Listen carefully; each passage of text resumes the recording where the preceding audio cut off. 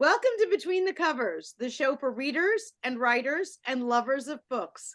I'm Stephanie, and I'm a publisher at Red Penguin Books, where we publish books of all types and genres. So whether you have a manuscript all ready to go, a book still stuck in your head, or even 300 pieces of loose leaf shoved into a drawer, visit us at redpenguinbooks.com and unleash your inner author. And yes, I see Steve laughing up there. At least once a month, I do get a huge envelope filled with hundreds and hundreds of sheets of loose leaf. It happens all the time. So I promise I'll stop doing that.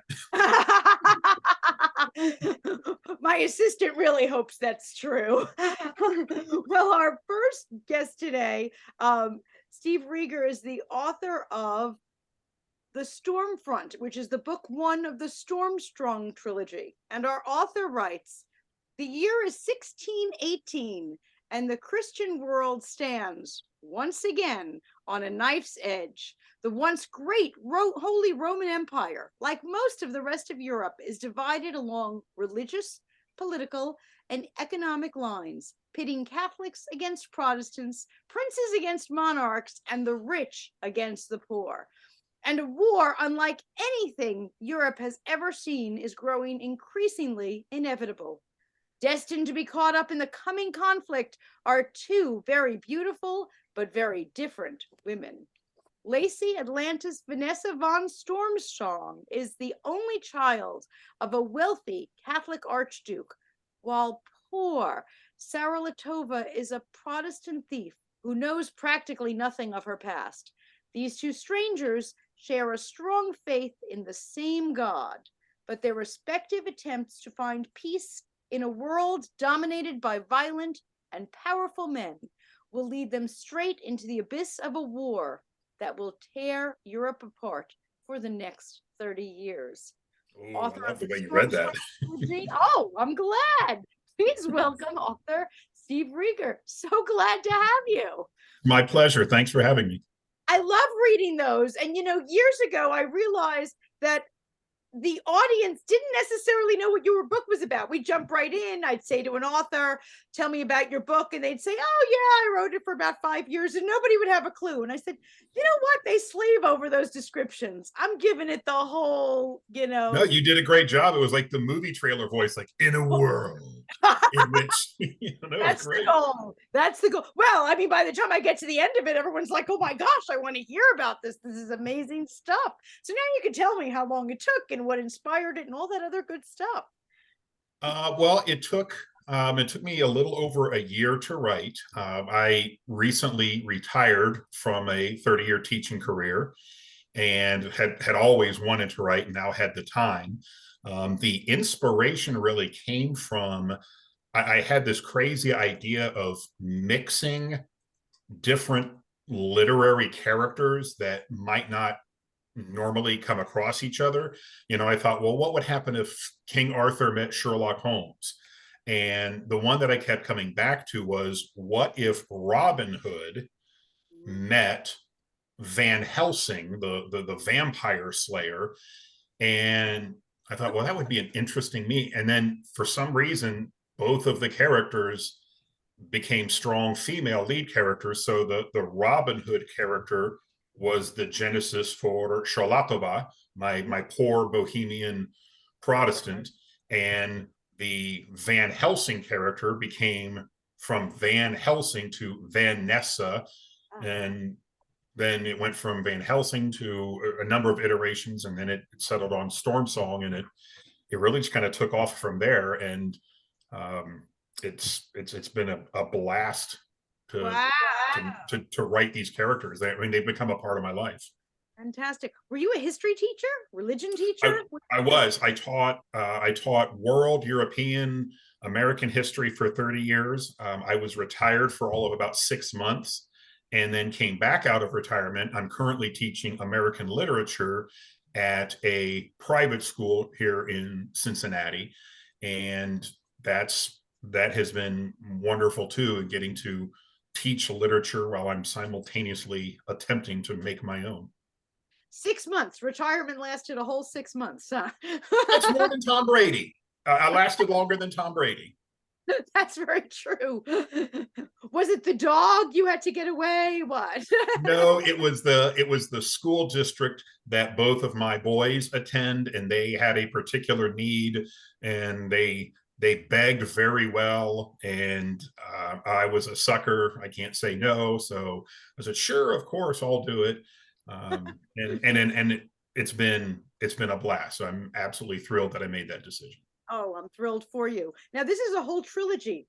Is it all Yes. finished, or we're just up to book one? I don't mean just. Believe me, I know it No, goes no. into a novel, Yeah, but I am halfway through the sequel right now, Storm Surge, okay. and I hope to have it available to come out sometime this summer.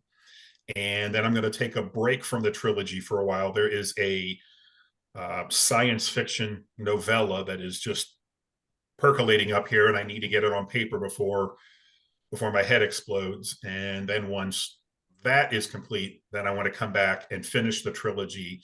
And there's actually a follow-on trilogy that will come after the Stormsong trilogy. It'll be called Stormsong Generations as they go forward. And then there's even a prequel that I have planned.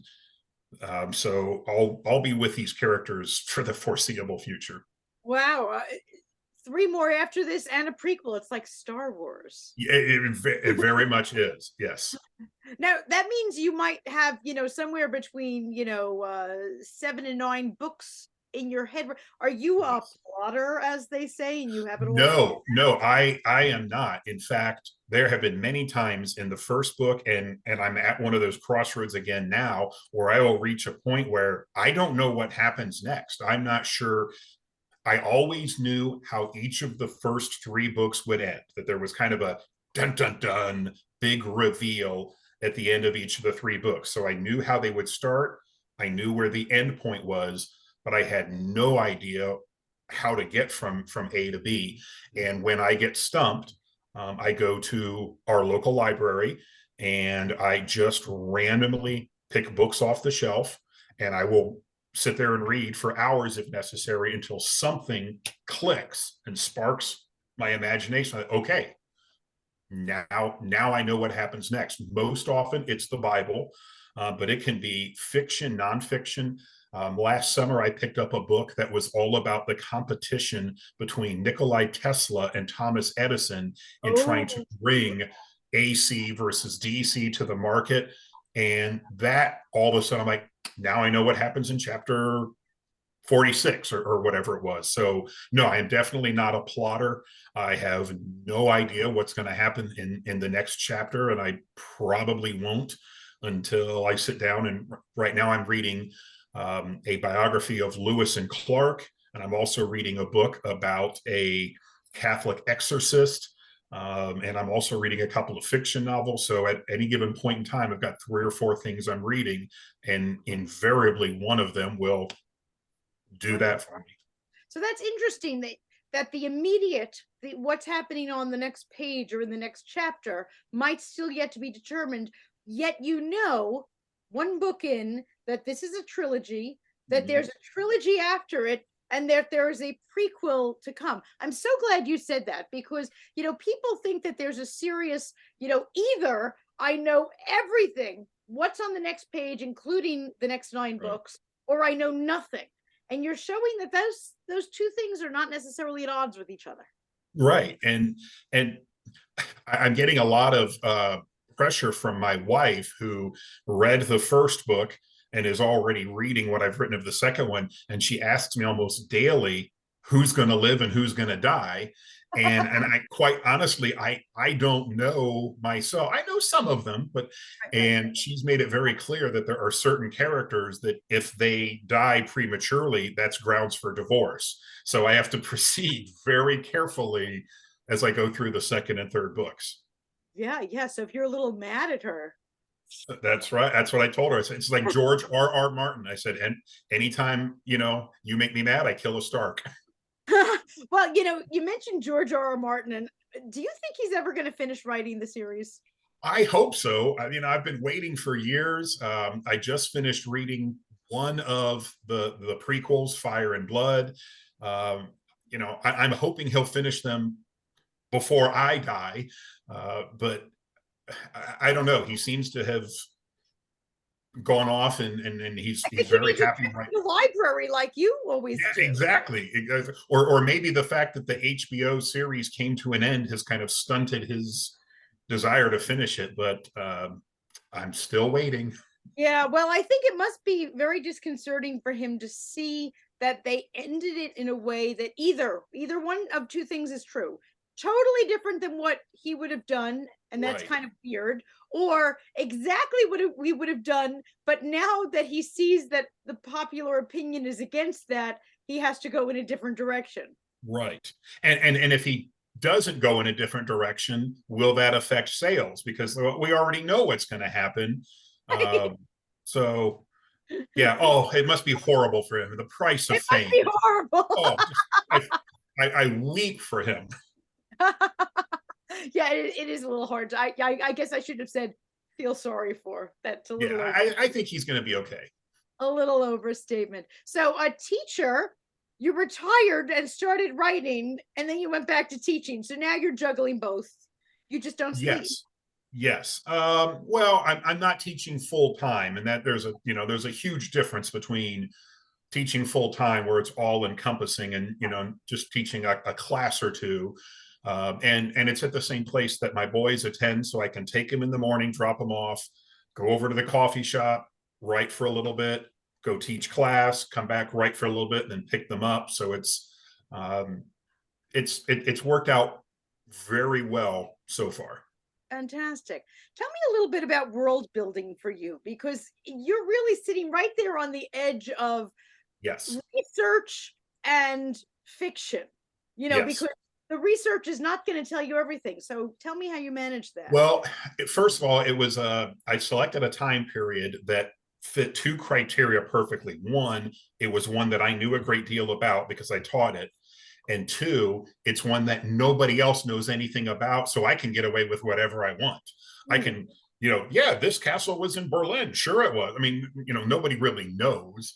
I also have a very strong German heritage. Both sides of the family are German, so it just naturally lent itself to, I know these places. I'm, I've seen this, I understand this.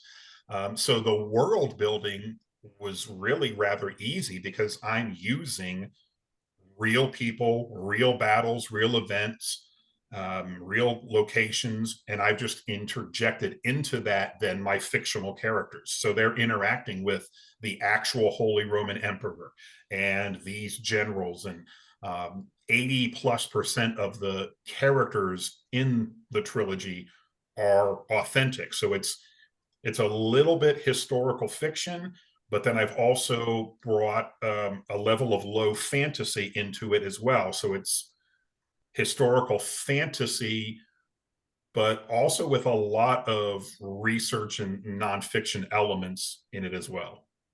Have you ever gotten to a point that you forget yourself, which is fantasy and which is fiction?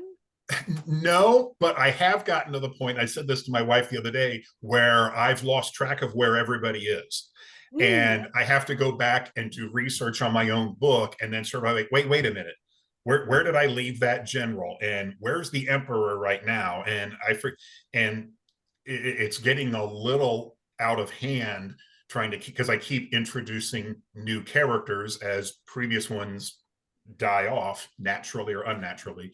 So every once in a while, I do have to kind of take inventory of who's left, where are they, and how close am I to getting everybody on their character arc to get where they need to get by the end of this book. Because I've got an exact specific number of chapters. Each of the three books will be precisely 60 chapters for a reason.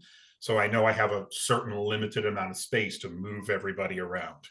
Gotcha. Am I allowed to know the reason for the 60 Oh, chapters? yeah, absolutely. It's no secret. It's the main character, the character that you meet on the first line of the first page of the first book will also be the character that you will see on the last line of the last page of the last book.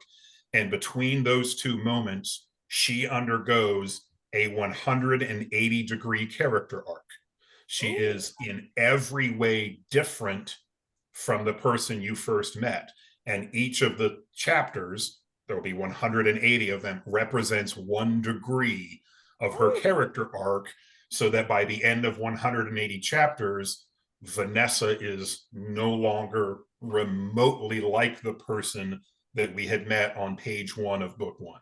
oh, interesting. Now, what inspired that? That's very calculated for you. Yeah, there's something wrong with my brain. I just, I, I would have made a great Nazi. I'm very OCD, alles in Ordnung bitte, a thing.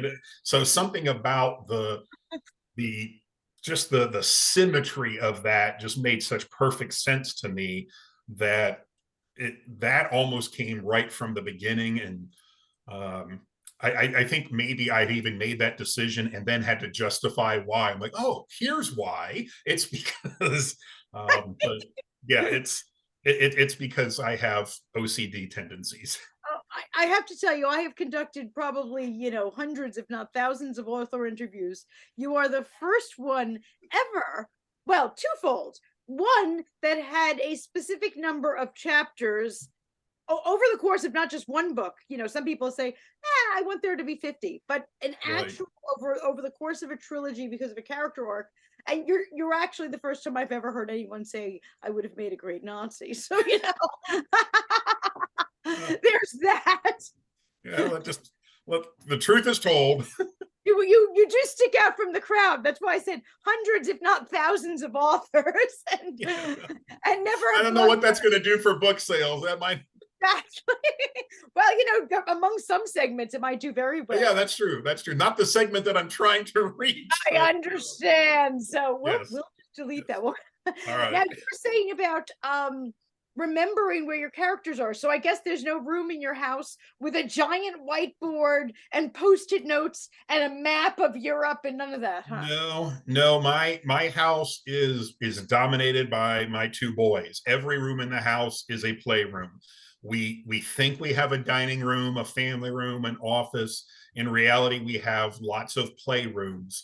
So there's simply no place for that to exist, which is why I do very little writing at home. It's always done at the local library or at Panera or Starbucks or wherever, because that does not exist in my. I used to have that. I had my fortress of solitude was my classroom when I was a full-time teacher, and that was mine. But now as a part-time teacher, I'm just borrowing someone else's room. So unfortunately, I don't have a war room to plot things out. Uh, how old are these boys? My youngest Caleb is 5 going on 16, and my oldest Jacob is 8 going on 40. Okay.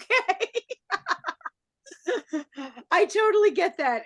And by the way, your house will be a playroom well into their 20s, Yes, that's been explained to me. different types of toys over time, but Right. you never really regain the house back. And you know what? I'm totally okay with that. Everybody has told me that, you know, with childhood, the days are long, but the years go by quickly. And that has been so true. I can't believe they're the ages they are already. And I'm very much, I like to get on the floor and play Legos with them. And just last night before bed, Jacob and I had a massive dinosaur battle. It was herbivores versus carnivores. And so I'm a little boy at heart. So I'm perfectly fine with every room being a playroom. Fantastic. Well, I do have to ask, looking at your characters, and we have a little bit of a good guy, bad guy thing, and we have Catholics and Protestants. Was there a reason why you picked one side for another? Um, I was raised Catholic. I'm no longer a practicing Catholic. I would be described as a Protestant now. I'm a non-denominational Christian. Um, but what I've tried to do in the book is confuse the lines that Okay. in one moment the Catholics are the good guys and the Protestants are the bad guys, and in the very next chapter, nope, that it's all a matter of perspective, because that period of history has always fascinated me. It's, these wars of religion in France and the Netherlands and the Holy Roman Empire. And it part of this is just my own therapy of trying to figure out why have historically so many Christians spent so much time trying to kill each other in the name of the same God? Right. And I still don't understand it. I don't think I ever will. But putting these two characters ground zero in that environment has helped me to just kind of work out some of that anxiety that I feel about, as a Christian myself, how Christians have historically behaved towards one another. I like the way you're describing how in the book, there's that saying that I'm sure you've heard a million times, write what you know. And Yes. what you just said really so much points to writing what you know, even when one is writing about 1618 in Europe with these strong female protagonists. Another person might say, well, he didn't write what you know. And I love what you just said about even this religious aspect. You are writing what you know, and you're Yes. writing what has actually been, you know uh, like a thorn in your mental side, shall we say, over the Yes. years. And I really like that you said It has that. been very cathartic working out a lot of this.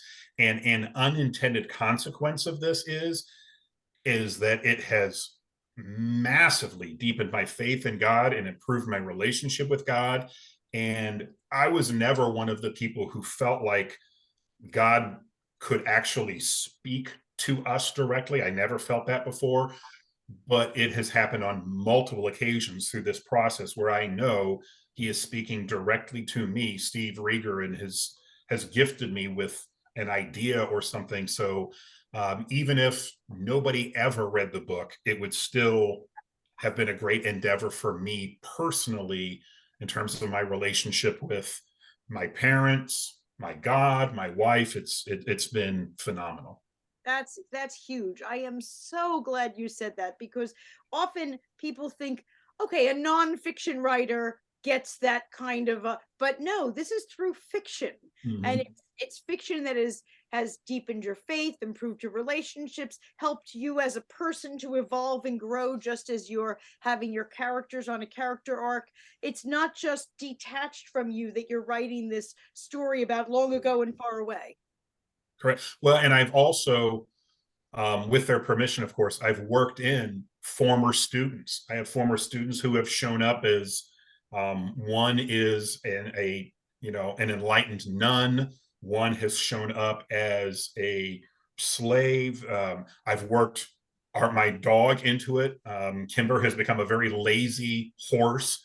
I've worked both of my boys into it and then described their various peccadillos. So I've been smart enough to keep my wife out of it, and will continue to do that. She will not appear. But my parents have recently shown up, and I had great fun writing about Oma and Opa in a way that they don't entirely approve of, but it was still cathartic to write that scene. I love that. And that is, like I said, so pointing and telling that fiction is very, very personal, and you're absolutely writing what you know. And I can't Couldn't thank agree you more. enough.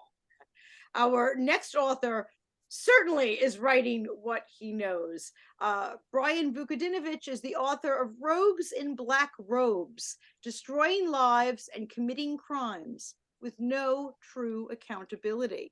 And in this, our author exposes the severity of corruption within the highest levels of the federal judiciary, in how a federal court of appeals judge from the United States Court of Appeals for the Seventh Circuit in Chicago, Michael S. Kahn used his influence to have a decision fixed regarding an appeal that Brian had filed against rogue police in Valparaiso, Indiana, who had tormented him for years.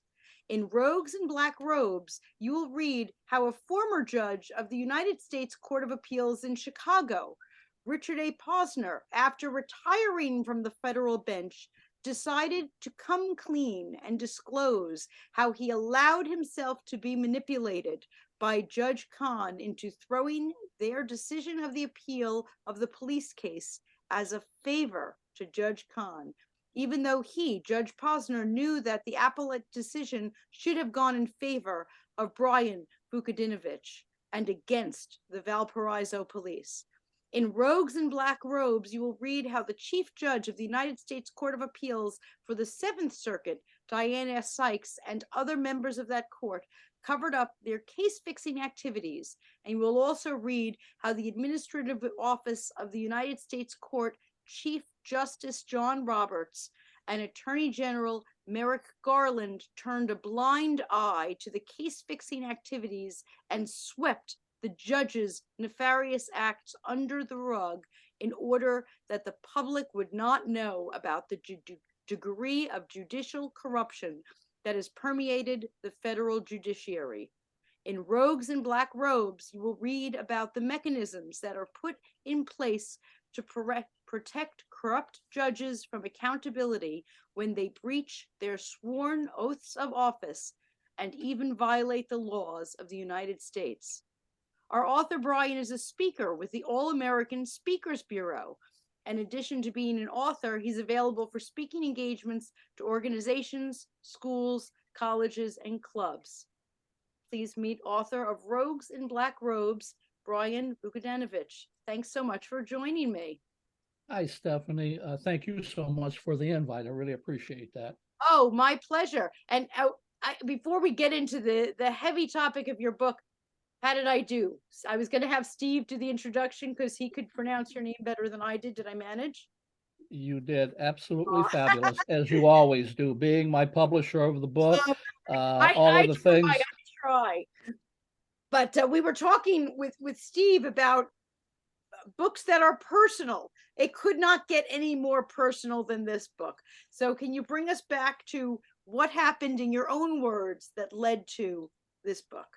Yes, absolutely. It's a very personal thing, but it's also a very public thing as well. Personal from the perspective that I went through a lot in my younger adult life, battling rogue police and several false arrests that I was, to make a long story short, back in 1981, it all got started. The Valparaiso police were called to a bank in Valparaiso, and my mother and I went into the bank to do some banking business, and they just went completely crazy and grabbed me and pushed me against the wall, and completely crazy and out of control. And I was trying to explain to them, the bank people were trying to explain to them that I was not the person that they were looking for. So to make a long story short, rather than apologize that they made a mistake, they had the wrong person, they hit me with a bogus charge to cover themselves. So I go to court, the judge finds me not guilty. I file a brutality and false arrest lawsuit. I win the lawsuit. And then after that, my life became a living hell. I couldn't go to the grocery store without getting stopped by these same particular police, and then it mushroomed out to other police agencies and so forth, and I had a target on my back. So then at some point we had a jury trial in Hammond, Indiana, in federal court, and the judge there, James Moody, he wouldn't allow a lot of the evidence that I had. I actually had a tape recording where I taped the police, I caught them on the tape where they were laughing about arresting me, and made some comments that were just really, really out of line, and clearly showed that it was a bogus arrest and so forth. And the judge, Moody, wouldn't let me admit that into the trial. He wouldn't let the jury hear that tape. And then I had a police officer who was actually on the Valparaiso Police Department. John Corris was his name. That was actually one of the good guys. He was one of the good police. He was willing to come into the trial and testify about how he had heard the Valparaiso police scheming and how they were going to falsely arrest me and brutalize me and so forth. And again, the judge, Moody, would not let me put him on the witness stand. He would not let the jury know that there was a policeman on the inside who had information about how his associate police members in that department were scheming to falsely arrest me and brutalize me and so forth. So it just, so then I took that into the appeal in the Seventh Circuit in Chicago, the Federal Civil Circuit Court of Appeals. And then, I put everything in detail to them, and they acknowledged that the tape recording was on the pretrial order. There's a lot of legalese involved, and the pretrial order controls the proceedings and so forth. But then they said, well, but yeah, it was properly listed and it wasn't objected to, and it was an error. It shouldn't have happened. The judge shouldn't have made that ruling, but then they called it harmless error, that it was harmless. And that's the signal right there. When appellate courts use the word harmless error, what that means is you have proved your point, and the appeal court is not willing to take it to the step that it needs to take it to and reverse the case. Well, it's harmless error. It was no big deal. How could you say that not letting the inside policeman testify that was harmless, that wasn't a big deal? So then one of the problems in our country, many of our judges, probably the vast majority, are basically government type judges. It's very hard for the people in our country to win cases against government agencies and corporations and so forth. The judges that are appointed to the judiciary all basically come from, a lot of them have been prosecutors, they've been city attorneys, they come from that government type sector, and very few were actually civil rights lawyers and the like before they got on there that actually understand the other side of it. So that's why when they appoint all these judges, they put them on there. They put government-friendly judges on there, and then when the person brings a case against the government, they have government-friendly judges making those kinds of rulings that they made in my case. So then, to fast forward, I became friends. Let me back up just a hair. In March 2016, I represented myself in a federal trial case, a jury trial. I was a teacher, and I lost my teaching job, and the school board wouldn't meet with me and so forth. After I taught there for 8 years with all excellent evaluations and so forth, and they wouldn't meet with me. So then I filed a federal lawsuit against them. We had a 5-day jury trial in March 2016. I represented myself. The school corporation had a battery of lawyers, and I beat them. The jury ruled in my favor after hearing 5 days of evidence and awarded me significant damages, a little bit over $200,000. Well, it became big news and so forth. And then Judge Posner, who was actually one of the judges who was on the panel that wouldn't reverse Moody, that affirmed the rulings by Moody by not letting the tape recording information and the officer testify and so forth. He was actually on the panel. And so then he contacted me, called me, emailed me and so forth. And he told me he read about how I won that federal trial by myself, representing myself without a lawyer. And he himself became disenchanted with the judges at the Seventh Circuit at this point in time, after over 35 years of being on that bench there in Chicago. And he left, he retired. He made some public statements about how the judges at the Seventh Circuit in Chicago were mistreating the pro se litigants. And I, of course, was one of them in my appeal. And he made some really bad comments about them, about how they were operating there, and said, "I've had enough. I'm out of here." And then he started his own organization called the Posner Center of Justice for Pro Ses. And he asked me to come on board with him and help him in that cause.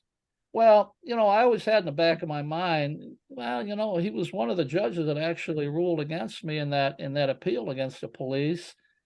But he did make those public statements about what was going on there at the Seventh Circuit, and came out and admitted that he saw the light and so forth. He didn't like it, he said publicly. So I thought, well, let me give him a chance here, and we'll see. So then I thought about it, and then I agreed to come on board with him, and then we actually became pretty good friends. He invited me several times to come up and have lunch with him and so forth, and in Chicago, and we had some meetings and so forth, and then he appointed me as the executive director of the Posner Center of Justice. Wow. So he gave me that position, and We became very, very good friends. And then during one of our lunch meetings, he disclosed to me, he had already publicly disclosed to the nation what was going on at the Seventh Circuit with the judges, their mistreatments of pro ses and so forth. And then he disclosed to me privately that what this judge, Michael Caney, did in approaching him, because Judge Posner was actually on the panel, and as a favor to Judge Caney, he persuaded Judge Posner to actually fix the decision, to throw the decision in my case. So, to come clean, he disclosed it to me. He apologized for it, asked for my forgiveness. I gave it to him. And then it was very disheartening. But he did, after 35 years, publicly admit that what was going on at the Seventh Circuit with the judges was wrong.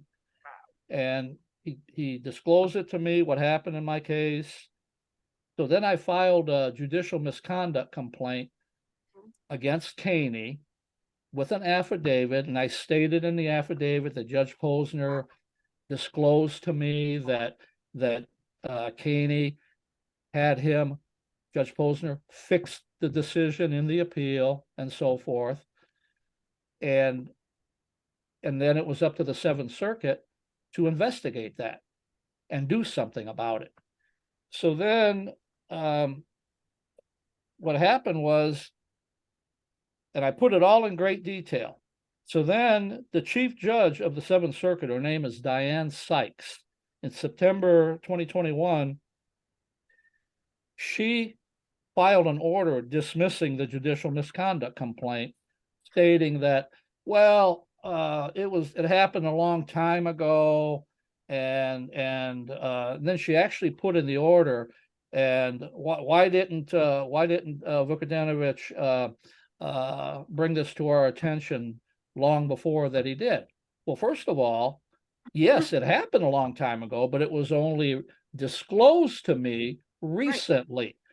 And there is no statute of limitations for these types of complaints anyway.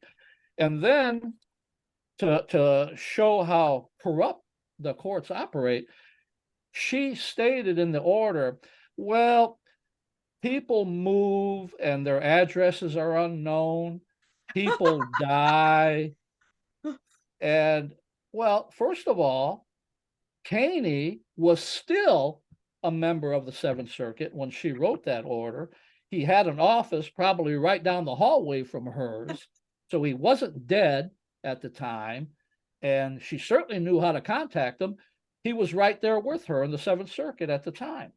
Judge Posner, while he was retired at that point in time, just a little bit previous to that, he lived in Chicago. She could have easily, she was with him for years on the bench. She could have easily have called him and said, hey, Judge Posner, we've received this misconduct complaint against Caney, stating that you disclosed to Brian Vukadinovich that you agreed to fix the decision in an appeal against the Valparaiso police as a favor to Caney. But she didn't contact him. So that pretty much tells the story.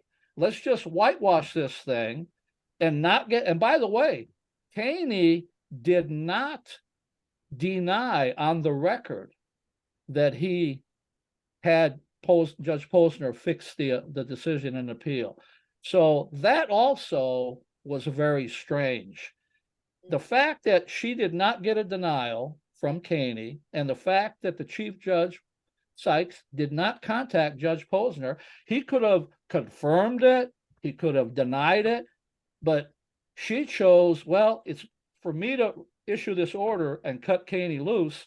I can't get a statement from Judge Posner, because if Judge Posner verifies that Caney persuaded him to fix the decision, then we're in big trouble here.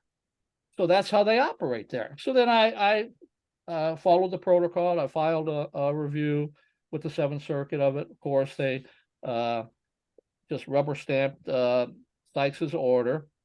And then I following protocol, I filed a petition with the Judicial Conference of the United States in Washington, D.C., and I reported to them in great detail what happened. And so they have an obligation to review the matter and then take appropriate steps. So, and by the way, I have already, when I filed the misconduct complaint, I asked the Seventh Circuit, the chief judge, in my complaint, to ask the Chief Justice of the United States, John Roberts, to transfer the complaint to another circuit, which is allowable under the rules, and I cited the rule. But Sykes chose not to. We can't transfer this out of our circuit, because if it gets into another circuit and they're actually going to be honest and proceed with integrity, we're going to be in big trouble here. So we're going to keep this in-house here so we can cover this thing up. So, but she didn't even mention anything about that in her order where I asked for the issue to be transferred to another circuit. So I pointed out all of that out to the Judicial Conference of the United States. So I don't hear anything back from them at all. So I contact them on the website asking for what the status is of the petition. They don't respond back and so forth. So then I wrote a letter to Chief Justice John Roberts. I wrote a letter to the Attorney General of the United States, Merrick Garland. I reported all this to them. Of course, nothing from them either. So my petition is still sitting there after a year's time and with no action on it.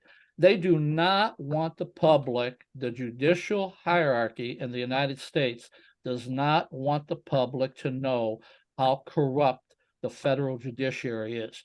And make no mistake about it, it's very corrupt.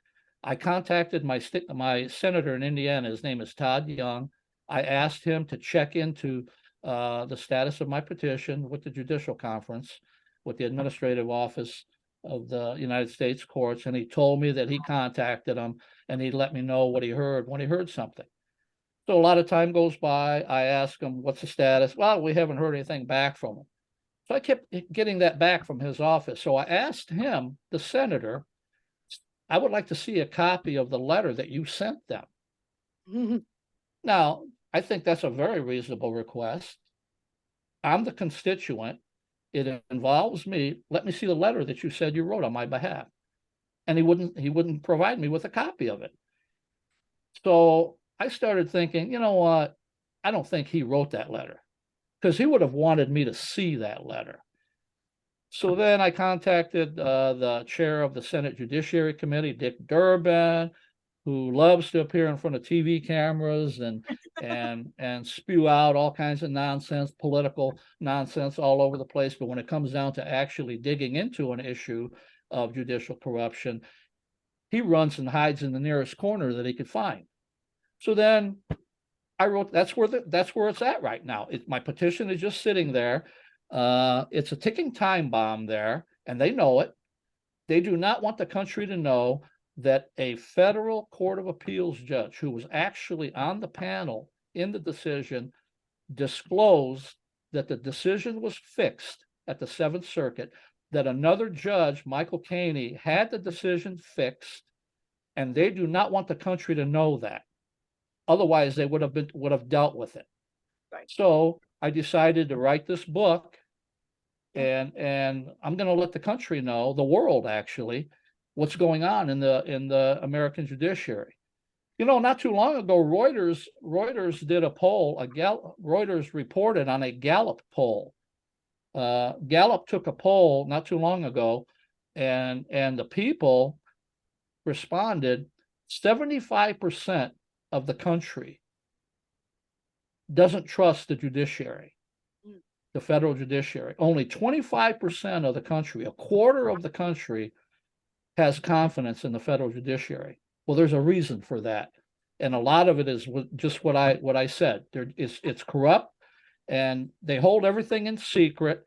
Nobody is supposed to know anything, and they operate behind closed doors, and they're getting away with it. That's why I wrote the book. We need changes in this country. And such, I mean, you're speaking, and I'm looking at Steve's face and my face, and I'm thinking to myself, oh my gosh, a mistaken identity, something that should have just been, oops, sorry about that, has snowballed into this unbelievable, life-changing, uh unreal. Brian, I have to ask you though, before all this started, but before this first event, because you speak and so eloquently, and boy, legal terms just roll off right your tongue like it. Were you you know, educated in the legal system? Was this all by yourself? Have you been, I mean, goodness, I bet there are federal judges that don't know what you know, and whatnot. Was this beforehand, or was this because you had to? I'm really glad you asked that question, Stephanie. I really am. Uh, I, I was a teacher and a basketball coach. Basketball is a big deal in Indiana. That's all I ever wanted to do in my life. I went to college, got my teaching degree, became a teacher and a basketball coach. That's all I ever wanted to do. And then after that situation happened in the bank with my mom, with the false arrest, mistaken identity. Then after that happened, I was never arrested before that. And then guess what? From that point on, from September 1981, after that false arrest, I was arrested 10 times. Can you believe that? It's just almost unbelievable. Oh, I went from never being arrested to becoming a teacher and a basketball coach. And then after a bogus false arrest, then I'm arrested 10 times. Pure retaliation. And then when I brought it into federal court, the federal judge, Moody, wouldn't allow the evidence to come in. But that's what's happening in the courts. So what happened was, because of all these other false arrests that filed, and by the way, I had, we could do another show on all the evidence I had. The police have been writing letters about me to other prosecutors, other police agencies, hey, let me know if we can help in any way. We need to get Vukadinovich. In a nutshell, the letter stated, which they denied in some of the court proceedings. And then ultimately the cases would get dismissed, the criminal cases against me, but I would have to go through all of that stuff. So then what happened was, at the beginning, I didn't know how the law operated and so forth. I had to hire lawyers. I had to hire a lawyer to defend me in the criminal cases early on. And then, as we all know, lawyers are all about money, and it took a lot of money. And then all of a sudden, these criminal cases started stacking up against me, one after another after another. At one point, I had 5 separate cases, not charges, cases, 5 separate cases filed against me. So I walked, and then I asked my lawyer at the time, hey, we got to do something about these cases. Well, I'm working on it, and so forth. So then I thought to myself, you know what? I don't know if I can trust this lawyer. So I went to the law library and I did some research on my own. And I found a law in Indiana that stated that after a certain amount of time, after a person is arrested, if that person is not brought to trial, and I believe it was either 90 days or 180 days, one or the other, I believe, that if the person is not brought to trial within that time period, that the charges must be dismissed against that person. It's basically a speedy trial rule. I'm sure all the states have one in a different form in one way or another. So then, well, my arrests were, a couple of them were like 2 and 3 years old. They just sat there. That was part of the plan. The police, let's get all these charges filed against him. He'll get fired from his teaching jobs. His life will be a holy hell for him, and so forth. So that was the game that was being played. So then after I found out about that rule in Indiana, I went to my lawyer, walked into his office, walked in, and I said, listen, I said, I have a question for you. I said, I've got all these pending charges against me, and you haven't done anything to get them dismissed, and I want you to answer a question for me, a simple question. I did some research, and I learned that there's a law in Indiana that after a certain period of time, that if the person isn't brought to prosecution, that the charges must be dismissed after a certain point in time. And all of these charges have well passed that time period. So am I correct in my interpretation of that rule? Should these charges be dismissed then, according to the rule? And he said to me, these were his exact words: Well, it's not that easy. I said, I did not ask you if it was easy.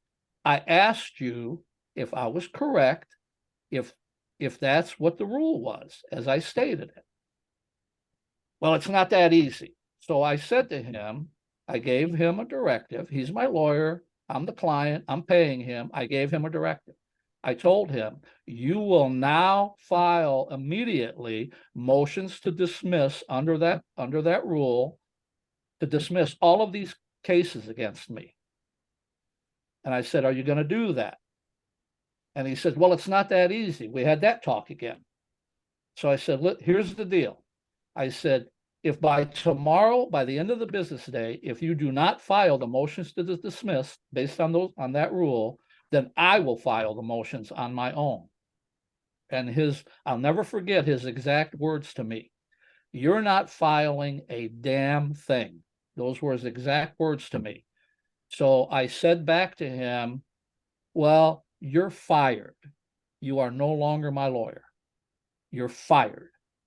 So I went home. My brother asked me how my meeting went with the lawyer, and I told him what I just told you. I fired him, and I was going to represent myself. So I got on my old Smith Corona typewriter. If anybody remembers what typewriters are, back in those days, there weren't computers. Yep. Steve's laughing back there. He knows what I'm talking about. I still have mine. I still have my Smith Corona that I had in college. It's still like brand new. So I typed up separately. I had to do each one separately because it's not like you can do it on a word processor. I file it the very next day in each of those cases. And guess what? The judge dismisses every one of the cases against me. Now, what does that say? I'm paying a lawyer. He should be telling me what that rule is. Right. He should be filing those motions. He's just collecting money and making money off of this. And the police love it. They know it gives them a license. Well, we can do whatever we want. That's this little game that goes on with lawyers and police departments and so forth. So from that point on, I said, that's it. I'm done with lawyers. I'm just going to do this myself. So I went and bought myself a law dictionary. I started out learning legal terms and so forth, spent a lot of time at the law library, learned how to research case laws and so forth, went to some trials, watched some trials. Whenever I heard of a big trial, I would go to Chicago and watch trials in Chicago, criminal trials and civil trials and so forth. So then, I got a little bit more knowledgeable about things and so forth. And just from that point on, I just represent myself in federal court, state court, whatever. So, what this, I apologize for interrupting, Brian, but you know what this sounds like? It sounds like the experiences of Joseph K. in Franz Kafka's The Trial. I mean, this is the kind of stuff that's supposed to happen in dystopian nightmare vision of the future Orwellian novels, not real life in Indiana. Yeah. Not in Indiana, not in a democratic republic. Yeah. And what you're saying and everything that you've experienced, so incredibly eye-opening. And like I said at the beginning, terrifying that I'm going through my merry little life and I am just one, mistaken one being in the wrong place at the wrong time, shall we say, to this. And then I have to hire you, Brian, because really, I don't think I could read all those law books. I'm sure there are plenty of people lining up to hire you for things at this point because of what you know. Stephanie, honest to God truth. After I won that federal trial, and then I came on board with Posner's Center of Justice and so forth. Honest to God truth, I had to unplug. I have a landline. I don't have a cell phone. As you know, I'm the only person on the planet, I think. I use a landline. And honest to God truth, I had to unplug my landline phone for 3 weeks. It was constantly ringing day and night. We heard about how you won your trial. We wonder if you would maybe give us some advice, some tips, and so forth. And I would, those messages would all be on my machine and so forth. I used to talk to a lot of people, but it got to the point where I couldn't get any sleep because the phone would be ringing all the time. I get So then that. I would tell my friends would tell me, hey, something's wrong with your phone. We can't, I said, no, I had to unplug it. If you need to talk to me, send me an email and then I'll plug the phone in. It got that bad. There's a lot of people in the country that need help and they can't afford lawyers. And, good people around the country, just because a person is involved in some type of litigation in one way or another, whether it's civil or criminal, that doesn't mean that person's a bad person. Sometimes it's the people on the other end of that are causing those things. That's why we have courts. They're supposed to sort all that stuff out. And if you don't have a lawyer, and Steve just said in our democratic society, well, our so-called democratic society, I say, because I wonder how democratic of a society it is when it comprises a judiciary that is just basically totally indifferent to people's rights under the law and just so pro-friendly to corporations and government agencies that it's sickening. It's pathetic. Well, Brian, it sounds like a Martin Scorsese film. It's just absolutely. And we're hoping there's some movie directors out there who want to take this documentary. I can totally see Robert De Niro playing Brian in the movie. Absolutely. And Brian, I'm so delighted that you have signed on, that you are with the American Speakers Bureau, because like you said, there are so many people who need to hear this. And I'd love, as a publisher, to think that everyone's going to read the book from cover to cover. But I'm so glad you're also out there speaking, because you can't possibly field all the phone calls. I'm sure that when this episode airs, that there'll be people saying, oh gosh, something similar happened to me and I got stuck with X, Y, and Z. And I bet there's a million stories out there, and it's just absolutely terrifying to think about. Absolutely. I was invited to speak to the law students at Yale Law School at Yale about this after I won the trial. And by the way, I have been contacted by several screenwriters already about the possibility of a movie here. So, I'm working on that part of things as we speak here.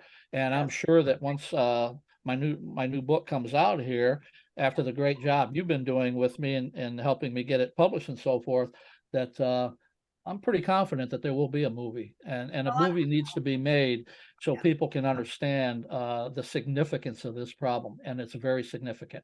And it's not a problem that just happened to you. I am sure that there are plenty of people who, in all walks of life, who have gone down some, what on earth, what dystopian novel, as you said, Steve, did I wake up in the middle of all this? And none are nearly as learned as you are to be able to follow through. They just kind of throw in the towel and move or change their name or do whatever it is that they need to do to get on with their lives, because they can't even possibly fathom. And how many of them are actually sitting in jail, which is really truly terrifying. Every day you hear about how mistaken identity has actually led to a life sentence.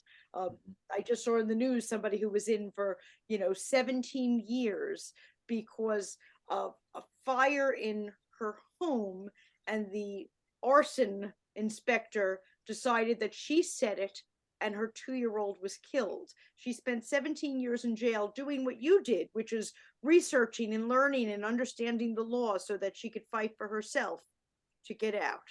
Oh. It's like you said, it is just such an incredible. We just had a case here in Ohio where a man was released off death row. He'd been on death row for 30 years because the prosecutors withheld evidence. They hid evidence, exculpatory evidence.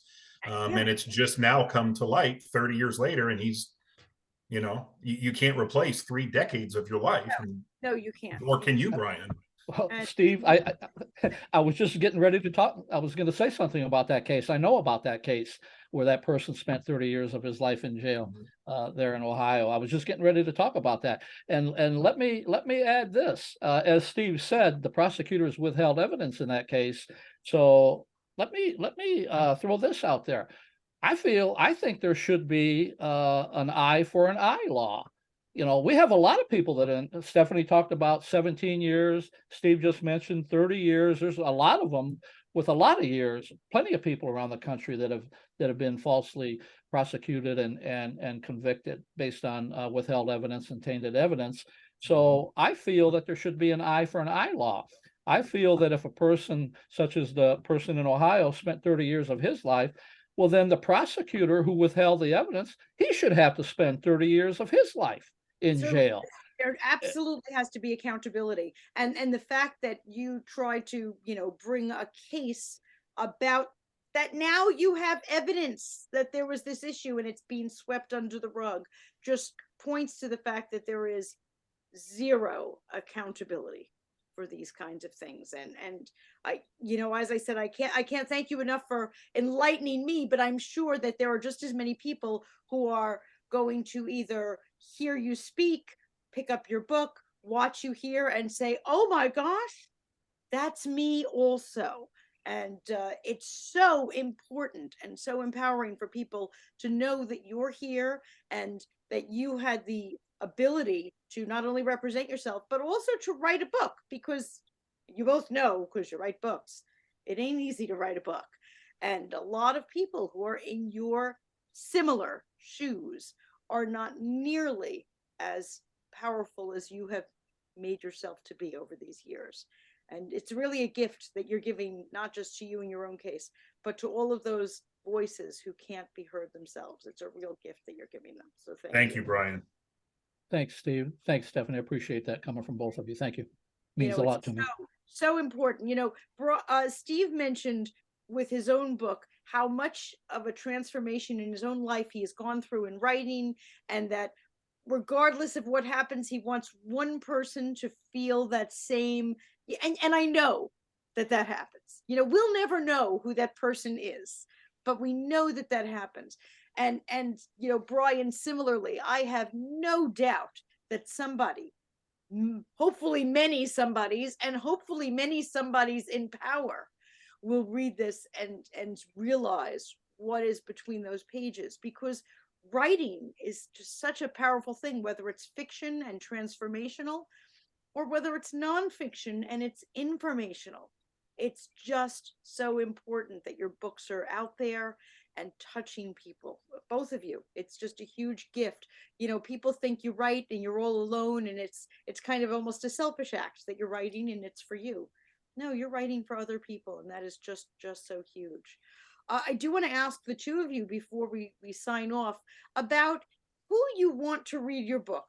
I always say I want everybody to read your book, but if you could describe for us, so that people who are listening say, oh, that's me, or I know somebody, or I want to buy that book for somebody right now.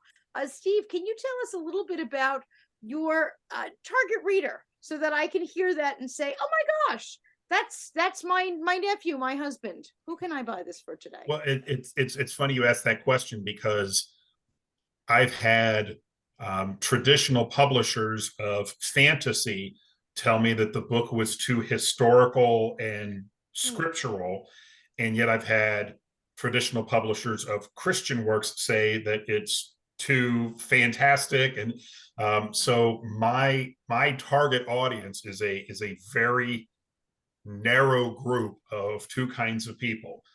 People who falsely believe that history is boring, because it absolutely is not.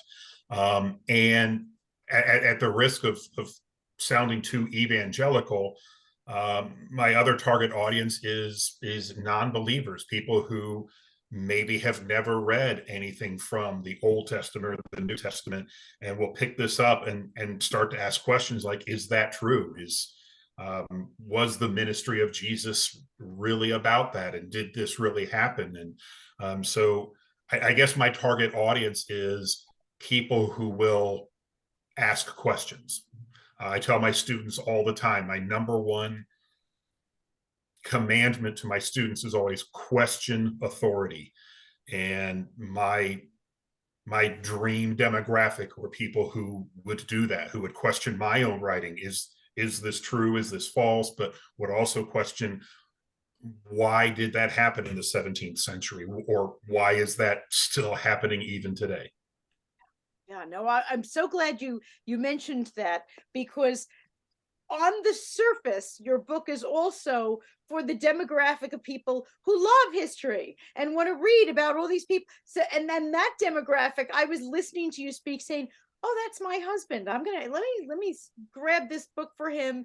He knows all about that era. He actually teaches church history. This will be an awful lot of fun. Hey, So, great. so absolutely. So I'm delighted you hit that other demographic as well, because the first one that I described was almost obvious.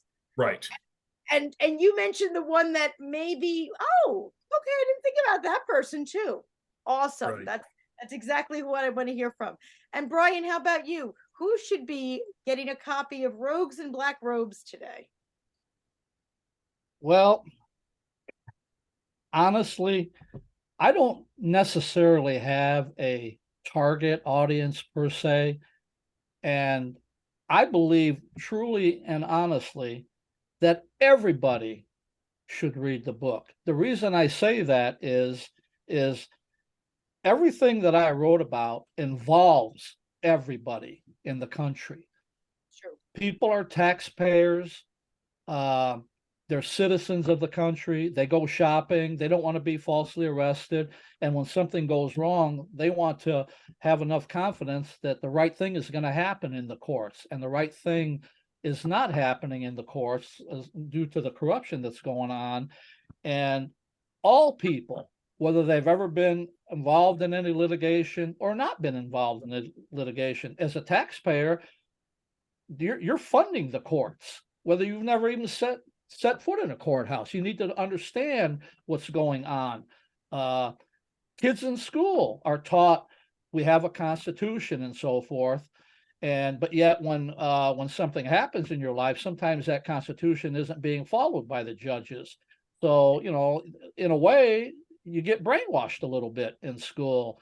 They don't tell you the reality. They don't tell you in school, we have a constitution. We also have corrupt judges who don't want to follow the constitution and so forth. So my book touches on all of these aspects of life. And the reason I say everybody should read it is because the only way that we're going to effect change in this country is for the country to get behind the concept of judicial fairness. We demand judicial fairness in this country, and the people need to contact their elected representatives and so forth, court administrators, when they find things out, such as what I'm writing about here, what happened to me, and demand that we have change. The members of the Senate Judiciary Committee actually have power where they can actually bring those judges in and investigate them and actually take steps to even have them impeached or disciplined in some way. So if the Senate Judiciary members receive a lot of information from the public at large, then we can affect change. That's why I'm hoping that a lot of people will read it and say to themselves, you know what, we have a problem here and we need to do something about it. So I don't really have a targeted audience. It could be for anybody who cares about fairness in our country. Makes sense to me. And let's hope that they Amen. and or watch the movie, because that's what we're hoping for also. Well, for both of you, you've been amazing, and I'm so excited to get to meet you and mostly to get to share your books with our audience. So thanks for joining me today between the covers. Thank you.